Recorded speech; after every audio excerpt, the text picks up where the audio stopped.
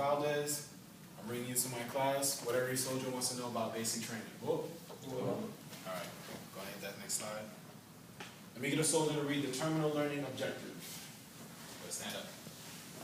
Action. Explain the process of the reception battalion in all phases of training. Conditions. In a suitable training location classroom. Standards. Become familiar with what to expect before and during basic combat training. Next slide. Basic combat training. Basic combat training is a training course that transforms civilians into soldiers. Over the course of 9 weeks, you will learn about the 7 core Army values, how to work together as a team, and what it takes to succeed as a soldier in the Army. All right, next slide. Let me get somebody to read this overview. Thank you very much. Overview. The Army makes sure every recruit is physically and mentally prepared to start basic combat training. Upon determining this, recruits are given a haircut, issued Army uniforms, and are ready to start training. There you go, too easy. At the next slide. All right, reception battalion. Let's talk a little bit about reception battalion. Sanchez, give me a little bit of story about your reception. The penicillin shot. Penicillin shot is probably the most memorable thing. It's like a 4-inch needle. It's pretty thick and goes right up your butt, around the butt cheek. Left to right. All right. Right butt cheek. Right. When I went to basic training, I received no shots, so I don't know what he saw. No, some of you guys will get that shot. It will hurt. It's going to be sore and tender for a little while. All right? More importantly, at least in my personal experience, reception was probably the worst time for me in basic training. It's like the anticipation of waiting for actual training to start. You're going to go ahead and go through all these things you see up here on the screen. The amnesty box. No, I did that with the red phase. All right, the amnesty box. Amnesty box is for any weapons, any contraband, anything that you guys are not supposed to have. Magazines, pornographic material, weapons, knives, blades, drugs, any of that stuff. Prescription drugs that you don't have a prescription for, all that is going in that box. That is your one-time kind of, hey, all right, you got that? Go ahead and throw it in the box. We'll look it over. We'll overlook it, so to speak. And then if you guys don't put it in the box, they find it later, you'll suffer some consequences. All right? None of you guys should have that problem because here in Fort Platoon, we don't do none of that stuff, right? All right. You guys want weapons, you guys get weapons when you get downrange to basic training. All right, clothing issue. Another part of the reception battalion. You guys are going to have to receive your uniforms. That's why I'm going to give another briefing later with you guys with Blue Phase. Don't bring a huge bag of clothing. It's not necessary. Bring your backpack that we give you guys, the ACU book bag, fit whatever necessities you guys can fit in there, and take that with you. You're not going to need clothes for 2, 3, 4, 5 weeks. All right, you're going to get your uniforms almost as soon as you get there. How long did it take you guys to get your uniforms? I think the first day we got our PTs and then we got our ACUs the next day. Look at that. So for you guys to go ahead and bring clothes for a couple of days, it's pointless. You guys are just going to waste your time, going to carry a big bag for no reason. And it's almost guaranteed that if you guys go ahead and pack those bags, you guys are going to end up forgetting something that's, more necessary for you guys. You're going to go ahead and do your dental. Do you guys, did any of you guys do it? Bro. You did pupil sticks? Whatever you said, you did. You got fitted then for your mouth guard? You gave us just rubber ones. Oh, okay. See, back in my day, getting old. They fitted during that dental portion. We actually got fitted for mouth guards and everything. We got it during that time period. You go ahead and do any paperwork. Also, actually, along with the paper, part of the amnesty thing, along with the amnesty box, when you do your paperwork, they're going to go ahead and ask you guys the same sort of questions that you guys did get at MEPS. Everything from, do you have any medical conditions? Do you have any, anything's changed, marriage, law violations, kids, anything. They're going to ask you all those questions to go ahead and update your profile. If there's anything that you guys need to say yes to at that point, let us know before you get downrange so we can go ahead and let them know ahead of time. If you wait till you get down there, they're not going to fix anything. You guys are going to get sent back home for any major issues that can't be handled out there. Or we'll get what's called an L&O ticket, which is pretty much letting our command know this soldier has an issue that we didn't fix before you guys get out there, and now we have to try to fix it. And it's 10 times harder to do so because obviously you guys are not going to get constant phone calls to us. And you guys might have your documents out there or might have it somewhere else where we got to start grabbing everything. And then, as Sanchez said, your shots. We all have to get that?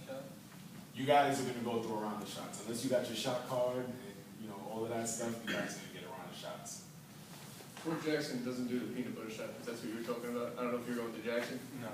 Oh, yeah, they don't do it there. I don't If know. you're allergic to penicillin, you can't get it, because this shot is penicillin. About the uniforms, do we have to pay for them? Do they come out of our paycheck? I mean, if you wanna write me a check now, I'll take it, and I'll be happy to, you know, say I did it for you, but no, it's on us. You get your uniforms for the show. Now, if you lose any equipment, before we get to the next slide, if you lose any equipment,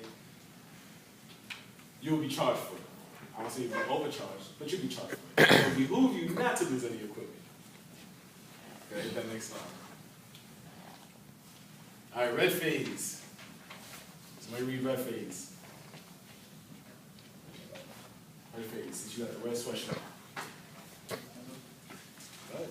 Recruits arrive for general orientation and are issued haircuts and army uniforms. Basic tactical training begins, followed by nuclear, biological, and chemical defense, landmine defense, and repelling at the confidence tower. Recruits learn about Army heritage and the 7 Army core values. All right, red phase, just like we do here in RSP, we have red, white, blue phase. Red phase is the worst phase. It's obviously brand new. That's when you get treated the hardest. That's when you're gonna go through all the rough stuff. Doesn't have to be that bad though. Next slide. White phase. Recruits go through marksmanship and combat training to learn to repel at the warrior tower. This training teaches vital soldier skills and instills them with more confidence. Tactical foot march, basic rifle marksmanship, engagement skills, and situational training exercises, field training exercises, confidence obstacle course, and tactical foot march. Lie. I would lie. Did you, in white phase, were you able to go to the shop bed or anything with just the battle buddy? They took us there. Like, took you guys in? For Now, was that haircuts. through a whole training or in blue phase did you guys get to go in battle buddy teams? They took us every 2 or 3 weeks for haircuts, and if we absolutely needed something, they let us go in there. Okay, that's what I wanted to be sure I double check. When I went blue phase, we were able to go on like our own squad, so to speak, over there to shop bed. And speaking about blue phase, hit that next slide. Blue phase. After becoming familiar with the use of automatic weapons and hand grenades in U.S. weapons training, recruits put their training to test as they negotiate the night infiltration course. After passing all their tests and challenges, they congregate the rites of passage. U.S. weapons training, 50 caliber M2 hand grenades, M136 AT4, M24 0B machine gun, M249 machine gun. Field training exercise 3, tactical foot march 10 km and 15 km. When Sanchez, you did your 10K in blue phase or in white phase? Okay, I was gonna make a note on that. The tactical foot march, the 10K, you guys are more than likely gonna do that during the white phase, and then for blue phase, you're gonna do it at 15K. Did you have a whole ceremony at the end of yours? Yes, sir. We The had a 15K? big bowl, we just throw a bunch of stuff in it. Uh, To drink it. stand up and tell me about that. We ain't have all of that. We had this, it's like a big pot where they put like coffee, put dirt and sand, and just a bunch of nasty stuff, and then we had to drink it. It's pretty bad. Initiation, baby, initiation. Becoming a soldier. I didn't go through that. Okay, I went through, we came back, they had a whole bunch of those tiki candles or whatever you want to call them. You know, like we see at the barbecues, lit up, it was dark. They had music blasting, it was Eminem, I can't remember, it might have been 8 Mile, it was something, one of Eminem's songs. We heard it coming up and, you know, big ceremony. Don't take anything away from it. It is a big ceremony, it is an accomplishment. That will be the last thing that you have to do because that's going to be, you did that on a comeback from FTX, right? When you field training? We did that from the 16K. You did that what? From the 16K, like after, right when we finished, we just walked into. Right, okay. Now the field training exercise, you guys stayed 3 days? 4 days. 4 days? Let me ask you something. Did you have to dig out your own holes with a E-tool? No, sorry. Soft. What about you? I think only Fort Benning does that now. Sorry. You're not allowed to dig on Fort Jackson. You guys are soft. They got females there. Oh, okay, yeah. You went to Jackson too? Right. You went to Jackson? Fort Sill. What's it? I don't know, why Fort Sill? A lot of training sites are not doing it anymore. When I went to training, when we had to do our field training exercise, pay attention. When we had to do it, trust me, I'm gonna have them come up here and give you all their stories about their training sites so you guys can understand.